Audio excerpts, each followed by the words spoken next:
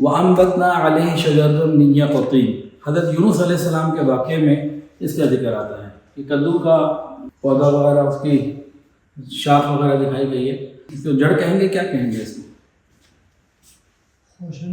خوشہ کہیں گے۔ بہرحال اس کو جو بھی آپ نام دے دیجیے جو آپ کو اچھا لگے، مجھے تو سمجھ میں نہیں آ رہا۔ تو کدو کا ذکر ہے، کدو کا یہ کوئی جڑ وغیرہ ہے۔ خیر، حضرت یونس علیہ السلام جو مچھلی کے پیٹ سے باہر نکلے تو اللہ تعالیٰ نے کدو ہی کی بیل لگائی، وَأَنبَتْنَا عَلَيْهِ شَجَرَةً مِّن يَقْطِينٍ۔ تو انبیاء کرام کے ساتھ اس کا تعلق کدو کا، نبی علیہ السلام کے ساتھ تو خصوصی تعلق، آپ تو بہت شوق سے کھاتے۔ ایک صحابی انس فرماتے ہیں رضی اللہ تعالیٰ عنہ، نبی علیہ السلام کے ساتھ بیٹھا تھا، میں نے دیکھا نبی علیہ السلام سالن میں سے کدو تلاش کر کر کے کھا رہے ہیں، بس مجھے بھی محبوب ہو گیا، میں نے بھی کھایا۔ کدو کے فائدے کیا ہیں؟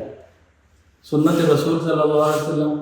ایک صحابی فرماتے ہیں کہ دعوت میں نبی علیہ السلام مدعو تھے، وہاں کدو کی دعوت تھی، تو ہم بھی اپنی دعوتوں میں کدو بنایا کریں۔ اس میں تو خوشی کی اور سنت کے ساتھ مطابقت کی اور ریزمنس ہے۔